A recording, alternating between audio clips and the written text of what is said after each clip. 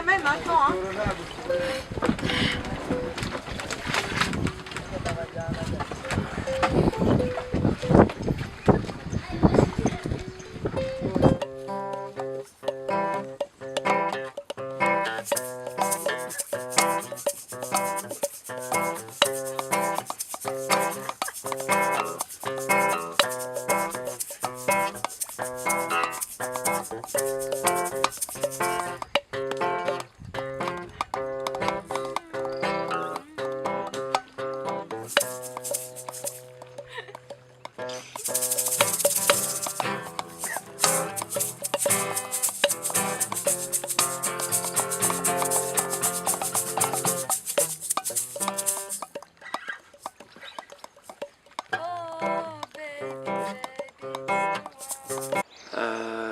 Bon, tout a commencé quand on a décidé de faire une expé avec le KBRCT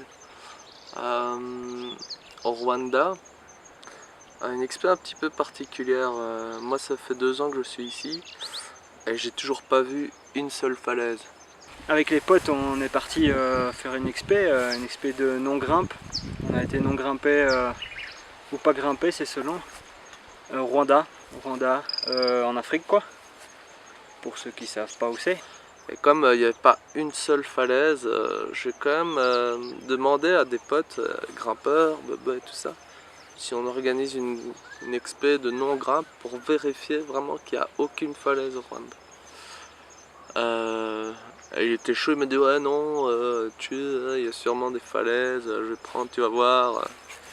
Région volcanique, il étudie tout le bazar, il me dit ah, il y a des falaises. Je dis non, il n'y a pas de falaises. Et donc on a organisé, voilà, l'expédition s'est organisée comme ça. Et alors voilà, donc on est parti pas grimper. Et au début tout se passait très bien, on apprenait à utiliser notre nouveau matériel parce qu'on a dû s'équiper. Hein. Le Rwanda c'est connu pour être un climat très tiède, donc il faut de l'équipement. Toute la logistique à mettre en place était très lourde.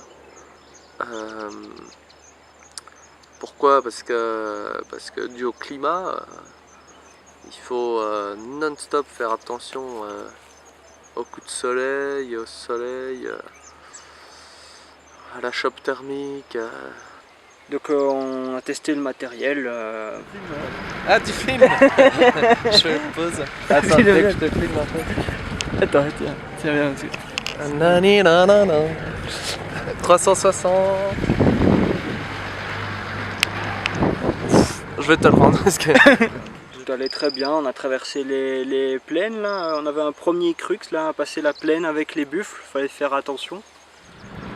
Oui, là il vaut mieux se tenir. On va aller dans un plus gros trou. Beaucoup mieux. Aïe, faut pas faire mon sein. On a été faire l'ouest du pays. Là on a croisé les animaux, on a échappé aux buffles, on a vu les traces d'éléphants, on a traqué dans les vallées pour chercher un petit bout de caillou, mais rien. Donc l'expé a commencé à bien prendre forme. Premier objectif atteint, pas de falaise. Et puis on a continué, on voulait aller au lac Kivu parce que Baba nous a dit, ouais, nous a expliqué la formation du lac et donc pour ça qu'on s'est plus orienté vers le lac Kivu. Et là, rien, donc toujours rien, donc nickel, l'expé se déroule à merveille. Tout se passait bien, on pouvait pas imaginer qu'il allait arriver quelque chose. Tout se passait bien. Et alors après, il y avait la dernière marche d'approche. On a tous embarqué dans le canoë. Alors, tu vois, on a démarré là. Enfin, tu vois pas parce que j'ai mis mon doigt devant. Et alors après, on a pris le canoë et on a fait pagaie plus à gauche. Ok. Plus droite. Ok. Et puis arrivé là, bon, on n'était pas encore arrivé, donc on a continué comme ça. On pouvait pas imaginer que voilà, on prend toutes les précautions. Ça peut arriver à tout le monde. C'était pas prévisible. Et puis sur le trajet, ben voilà, c'est arrivé. l'accident qui a un petit peu mis l'expédition en péril.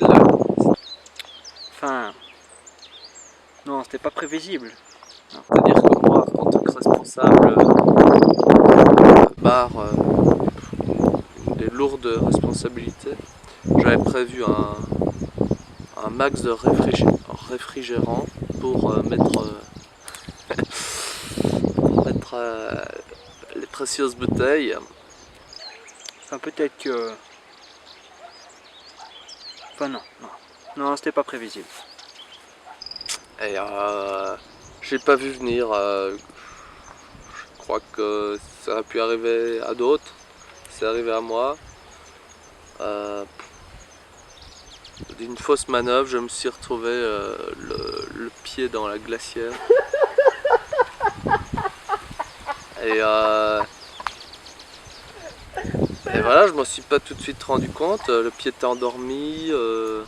Et c'est là que, en retirant mon pied, j'ai vu que ça n'allait pas du tout. J'ai perdu orteil complètement gelé, gelure noire. C'était pas beau à voir. Et voilà, bon, bah, plus de peur que de mal. Bon, c'est vrai que son gros orteil était devenu tout noir. On savait plus faire la différence entre son gros orteil et les mini magnums. Bon, mais c'était pas trop grave. Note que ça aurait pu être pire. Imagine que les bières n'étaient pas restées fraîches. On a appelé Emmanuel Cauchy, le médecin docteur vertical, voir s'il fallait amputer. Il a parlé d'amputation, mais attendez quand même. Finalement, plus de peur que de mal. On est toujours là. On termine notre expé.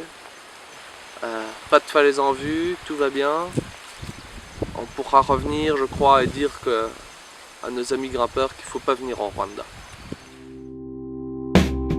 Once upon a time, on a long and empty road, there was a man with a dark hair. He was driving toward Alligator City. This little town was in the middle of all access. Each neighborhood was naturally limited by strange and invisible borders. Because you couldn't see it, you could just listen to it.